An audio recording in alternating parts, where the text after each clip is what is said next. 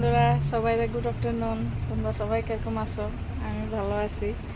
তো আজকে ছোট্ট একটা রান্নার রেসিপি আইলাম তোমার কাছে একটা রান্নার রেসিপি শেয়ার করুন। তো দেখো কি রান্নাছি।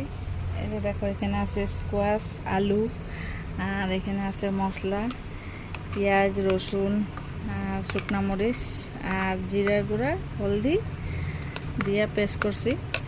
আর এখানে আছে শুকনা মাছ, আর এখানে টমেটো কুচায় রাখছি। তো এখন সবজিটা বয়াই। তেলটা গরম হয়ে গেছে, আমি এখন দিয়ে দিব শুকনা মাছগুলি আগে অল্প ভাজা লমু। ভাজা উঠায় রাখুন শুকনা মাছগুলি আগে।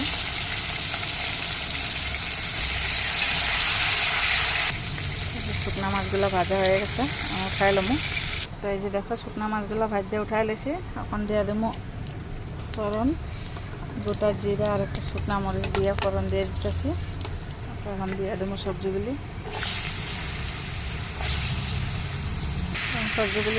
একটু ভাজা লমু, একটু হলদি লবণ দিয়ে। দেখো আমার সবজিটা লাল করে ভাজা লেছি। এখন দিয়ে দেবো মশলা।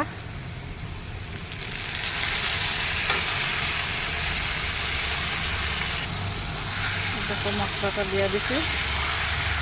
এখন দিয়ে দেবো টমেটো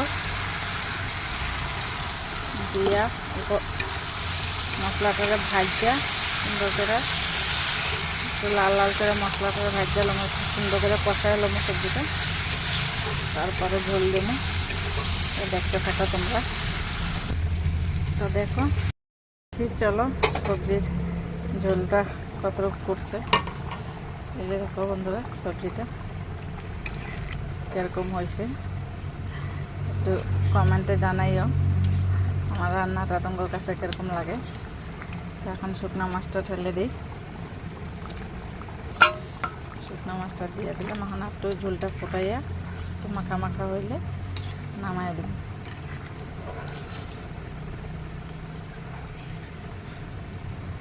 একটু ফুটুক, একটু মাখা মাখা হোক।